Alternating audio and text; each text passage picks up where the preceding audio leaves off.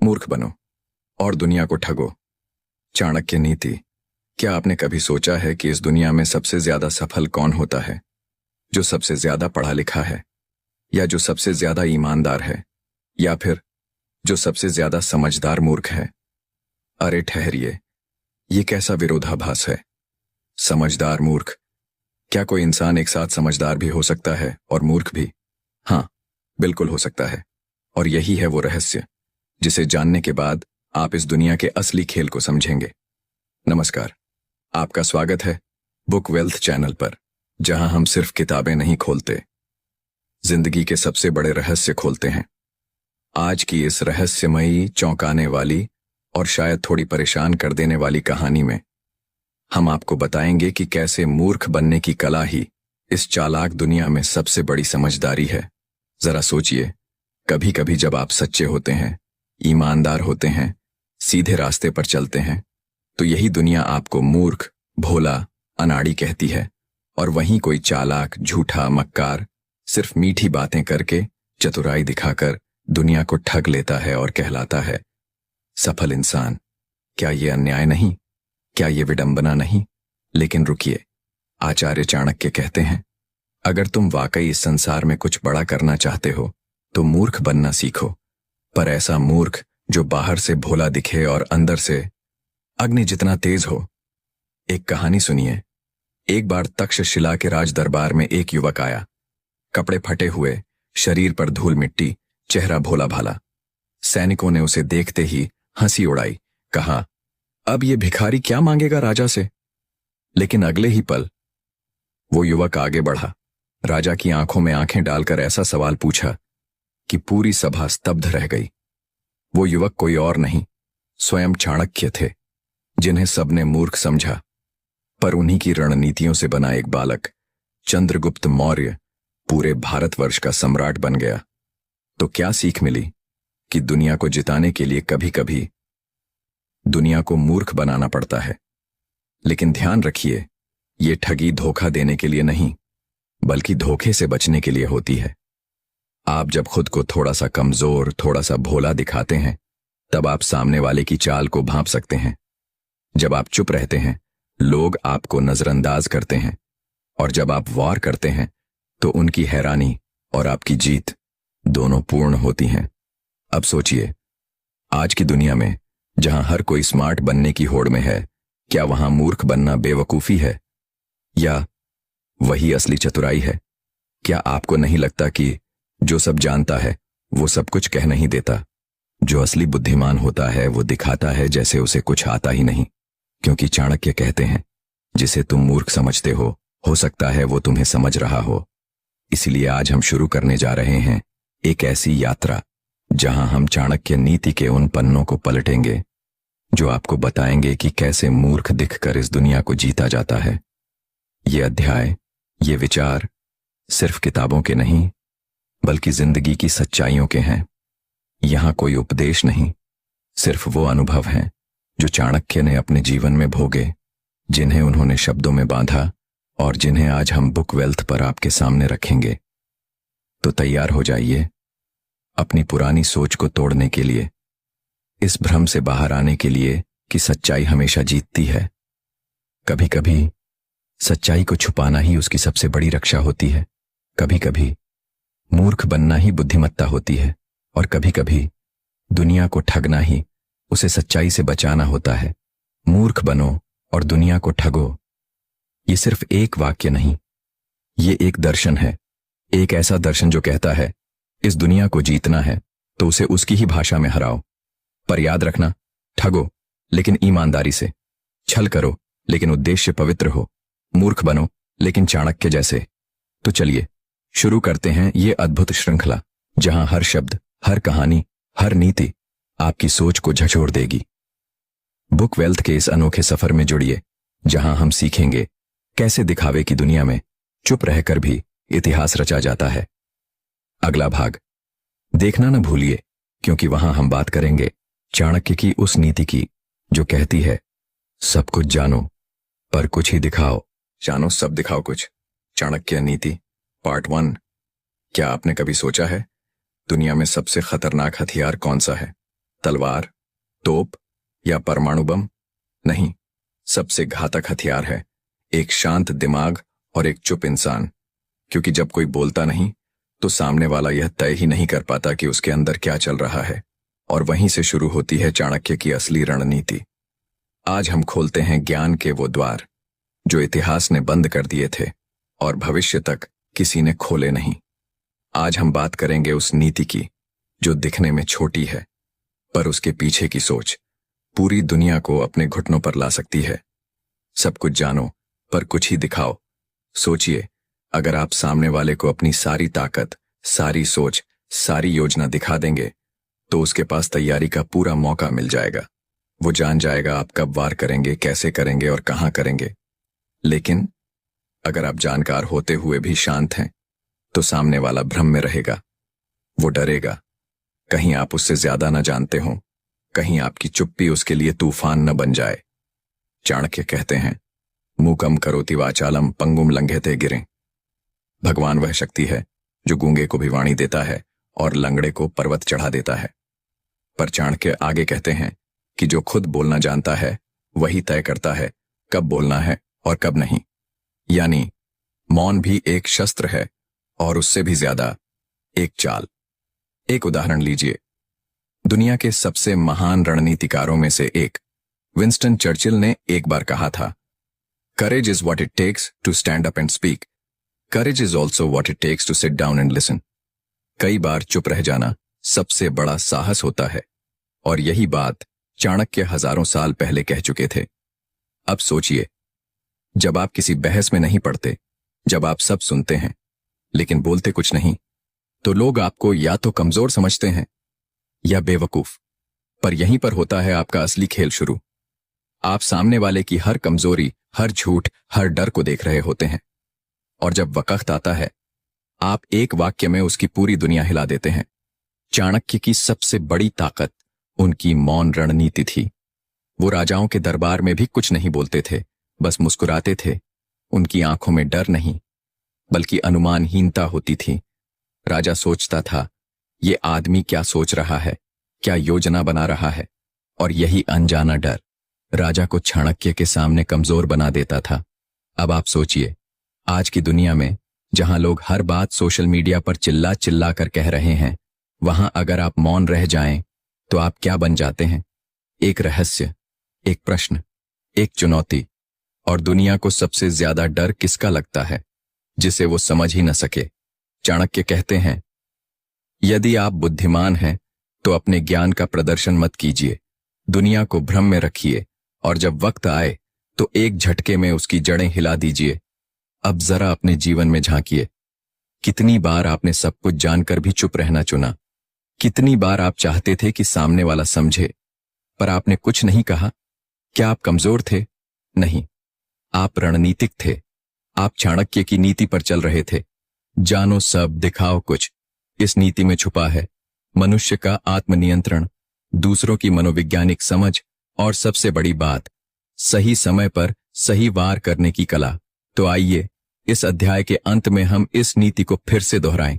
जानिए सब कुछ, लेकिन दिखाइए उतना ही जितना जरूरी हो, क्योंकि जो सब कुछ दिखाता है वो जल्दी खत्म हो जाता है, और जो रहस्य बना रहता है वही इतिहास रचता है। अगले भाग में जानिए चाणक्य की वह गुप्त नीति जो बताती है कि दुश्मन को हराने के लिए उसके सामने झुकना क्यों जरूरी है, कभी हार मान लेना। शायद असल जीत की पहली सीढ़ी होती है झुको, लेकिन तब तक जब तक वार का समय ना आ जाए। चाणक्य नीति पार्ट 2। क्या आपने कभी किसी शेर को शिकार करते देखा है? वो सीधे दौड़कर नहीं आता, ना ही गरज कर दुश्मन को डराता है। वो पहले चुपचाप जमीन पर लेटता है, धीरे धीरे सरकता है, अपना शरीर झुकाता है, यहां तक कि लगने लगता है कि जैसे वो हार मान चुका है। लेकिन जैसे ही सही वक्त आता है वो छलांग लगाता है और एक ही झटके में शिकार उसका हो जाता है। यह कहानी किसी शेर की नहीं, यह नीति है चाणक्य की। आज हम आपको बताने जा रहे हैं झुकने की शक्ति, एक ऐसी ताकत जो दिखने में कमजोरी लगती है लेकिन असल में वो होती है सबसे बड़ी चतुराई। चाणक्य कहते हैं, जो झुक सकता है वही समय आने पर सबसे ऊंचा उठता है। अब आप सोचिए, जब आप किसी के आगे झुकते हैं तो लोग क्या कहते हैं? कमजोर है, डर गया, दब गया, हार गया। लेकिन चाणक्य कहते हैं झुकना एक कला है, एक रणनीति है, एक अस्थायी युद्ध विराम है जिससे बड़ी जीत हासिल होती है। एक बार चाणक्य को एक राजा ने अपमानित किया, दरबार से धक्के देकर बाहर निकलवा दिया। लोगों ने मजाक उड़ाया, देखो ये है वो पागल ब्राह्मण जो सम्राट बनने के सपने देखता है। चाणक्य कुछ नहीं बोले, बस जमीन से एक घास उठाई और बोले, इस घास की तरह मैं झुक रहा हूं, लेकिन जिस दिन उठा राजा की गद्दी भी मेरी मुट्ठी में होगी। और वही हुआ। कुछ ही वर्षों में वही चाणक्य मगध के सिंहासन पर चंद्रगुप्त मौर्य को बिठा चुके थे और वो राजा इतिहास की धूल में गुम हो गया। अब जरा अपने जीवन में सोचिए, कितनी बार आपने सिर्फ इसलिए हार मान ली क्योंकि आपको झुकना पड़ा। लेकिन क्या आपको पता है, कभी कभी झुकना हार नहीं बल्कि सबसे बड़ा निवेश होता है। आपका मौन, आपकी सहनशीलता, आपकी नम्रता, ये सब उस तीर की तरह होते हैं जिसे पहले पीछे खींचना पड़ता है ताकि वो दूर तक जा सके। चाणक्य नीति कहती है, शत्रु से यदि तुम तुरंत नहीं जीत सकते तो उसकी शक्ति को जानो, उसकी चाल को पहचानो और तब तक झुके रहो जब तक वार करने का समय न आ जाए। ये नीति सिर्फ युद्ध में नहीं, व्यवसाय, राजनीति, रिश्तों और दैनिक जीवन में भी लागू होती है। आज की दुनिया में हर कोई ऊंचा दिखना चाहता है, कोई झुकना नहीं चाहता। सबको लगता है अगर मैं झुका तो मैं छोटा दिखूंगा। लेकिन सच्चाई ये है, जो झुकना नहीं जानता वो कभी ऊंचाई तक नहीं पहुंच सकता। झुकना मतलब क्या? अवसर की प्रतीक्षा करना, अपने अहंकार को नियंत्रण में रखना, सामने वाले की ताकत को परखना और खुद को तैयार करना। सही वक्त के लिए यही करते हैं वो लोग जो इतिहास रचते हैं। हम आपको याद दिलाना चाहते हैं, ध्यान दीजिए, झुकिए लेकिन टूटिए नहीं। झुकिए ताकि दुश्मन आपकी ताकत को ना समझ सके। झुकिए ताकि आप जब वार करें तो वो एक झटके में निर्णायक हो। तो अगली बार जब कोई आपको नीचा दिखाए, आपको मजबूर करे कि आप गुस्सा करें, जवाब दें, लड़ें, तो बस एक बात याद रखिए, झुकना आपकी चाल है, आपकी ताकत है, आपका असली शस्त्र है। और अगली कड़ी में हम आपको बताएंगे दुश्मन को खत्म करने का सबसे सही तरीका है उसे अपना मित्र बना लेना। क्योंकि चाणक्य कहते हैं, अगर शत्रु को हराना मुश्किल है तो उसे भ्रम में डाल दो कि तुम उसका मित्र हो, और वहीं से शुरू होती है उसकी हार की गिनती। इसलिए जुड़े रहिए बुक वेल्थ चैनल से, जहां चाणक्य की हर नीति आपके जीवन में बदलाव लाएगी। ज्ञान ही असली शक्ति है और वो शक्ति हम आपको देंगे। हर शब्द, हर वाक्य, हर नीति के साथ दुश्मन को मित्र बनाओ ताकि वह खुद ही बिखर जाए। चाणक्य नीति पार्ट 3। दुनिया में दुश्मनों की कमी नहीं। कभी कोई आपका अपमान करता है, कभी कोई आपके रास्ते में कांटे बिछाता है, तो कोई मुस्कुराकर आपके पीठ में छुरा घोंप देता है और तब दिल कहता है, इसका जवाब दो, इसे मिटा दो, इससे बदला लो। पर क्या वाकई यही बुद्धिमत्ता है? क्या बदला ही हर समस्या का समाधान है? नहीं। चाणक्य कहते हैं, सबसे चतुर तरीका है अपने दुश्मन को ऐसा मित्र बनाना कि वो खुद ही अपनी चालों में उलझ जाए। आज की चाणक्य नीति है, दुश्मन को मित्र बनाओ ताकि वह खुद ही टूट जाए। अब सोचिए, अगर आप किसी से सीधे टकराते हैं तो वो भी सजग हो जाता है, अपने सारे हथियार ले आता है, हर वार के लिए तैयार रहता है। लेकिन अगर आप वही दुश्मन से मुस्कुराकर हाथ मिला लें तो वो क्या करेगा? वो सोचने लगता है, शायद यह अब मेरा दुश्मन नहीं रहा। और जैसे ही वो निश्चिंत होता है, आपकी असली विजय वहीं शुरू होती है। चाणक्य एक बार बोले थे, अगर तुम्हारा शत्रु बहुत शक्तिशाली है तो उसे मित्र बनने का भ्रम दो, उसकी सोच को कमजोर करो ताकि वह सतर्क न रह सके और अंत में वो खुद ही गिर जाए। अब एक कहानी सुनिए। मगध के सम्राट धनानंद ने चाणक्य का घोर अपमान किया था। उसे दरबार से धक्के मारकर बाहर निकाल दिया गया। एक और कोई होता तो सीधा तलवार उठाता, युद्ध छेड़ देता। लेकिन चाणक्य ने क्या किया? वो वापस जाकर उसके दुश्मनों से मित्रता करने लगे। राजाओं को एक एक करके धनानंद के खिलाफ मोड़ा। जनता के बीच विश्वास बनाया, यहां तक कि खुद चंद्रगुप्त को राजशक्ति का प्रतीक बनाकर मगध पर चढ़ाई करवाई और पूरी सत्ता बदल दी। ध्यान दीजिए, चाणक्य ने युद्ध नहीं किया, चाणक्य ने विश्वास और मित्रता का नकाब पहनकर दुश्मन को कमजोर किया। अब आप सोचिए, जब आप किसी ऐसे इंसान को जो आपको नीचा दिखाता है, आपसे जलता है, आपके खिलाफ साजिश करता है, उसे मुस्कुराकर मित्र कह देते हैं, तो वो क्या सोचता है? वो असहज हो जाता है, उसकी सारी नफरत लड़खड़ा जाती है, वो उलझने लगता है, अब मैं इसे क्या कहूं, इस पर वार करूं या साथ चलूं? और जैसे ही वो भ्रमित होता है, आपने आधी जीत वहीं हासिल कर ली। चाणक्य नीति कहती है, शत्रु को शस्त्रों से हराना सरल है, पर उसे मन से हराना ही असली चातुर्य है। मित्रता का भ्रम ही सबसे बड़ा शस्त्र है। अब इसे अपने जीवन में उतारिए। मान लीजिए कोई ऑफिस में आपको नीचे गिराने की कोशिश कर रहा है। आप भी चाहें तो सामने से जवाब दे सकते हैं या उसकी पोल खोल सकते हैं, लेकिन अगर आप उससे विनम्रता से मिलते हैं, उसकी बातों में रुचि दिखाते हैं, उसके साथ टीम वर्क करते हैं, तो या तो वो बदल जाएगा या फिर उसकी सारी चालें बेअसर हो जाएंगी। आप जीत जाएंगे बिना लड़े। यही है चाणक्य का असली युद्ध, दिमाग का युद्ध, जहां तलवार नहीं बल्कि मुस्कान चलती है, जहां द्वेष नहीं बल्कि रणनीति चलती है, जहां आप सामने वाले को हराते नहीं बल्कि उसे खुद ही हरा लेने देते हैं। आज हम यही समझते हैं कि असली शक्ति न क्रोध में है, न बदले में, बल्कि उस शांति में है जो किसी दुश्मन को मित्र बनाकर खुद को बड़ा साबित कर दे। तो अगली बार जब आप किसी शत्रु से मिलें, तो एक बार सोचिए, क्या वाकई उसे हराना जरूरी है या उसका भ्रमित होना ही आपकी सबसे बड़ी जीत है? और अगले भाग में जानिए चाणक्य की सबसे रहस्यमयी नीति। अगर असफलता पास आ रही हो तो खुद ही बर्बाद हो जाओ, ताकि दुनिया समझे कि तुम हार गए, और वहीं से शुरू हो तुम्हारी सबसे बड़ी जीत। हां, कभी कभी खुद को गिराना पड़ता है ताकि दुश्मन सोचे कि आप खत्म हो चुके हैं और आप वापसी करें। जैसे आग से उठता है फीनिक्स, स्वयं की हार से जन्मती है सबसे बड़ी जीत। चाणक्य नीति पार्ट 4। गिर जाओ ताकि दुश्मन सोचे कि तुम खत्म हो चुके हो, और जब वो सबसे कमजोर हो तब तुम अपनी सबसे बड़ी वापसी करो। सुनने में यह पागलपन लगता है, पर यही है चाणक्य की सबसे गूढ़, सबसे रहस्यमयी और सबसे घातक नीति।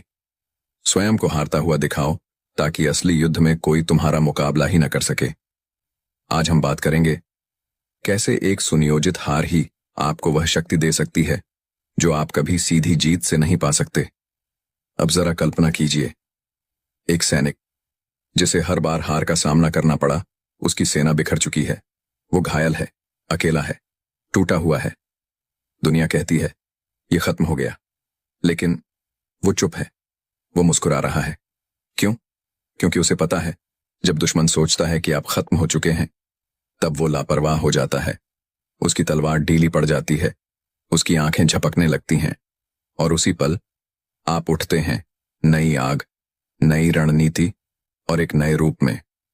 चाणक्य कहते हैं, कभी कभी खुद को तोड़ दो ताकि दुश्मन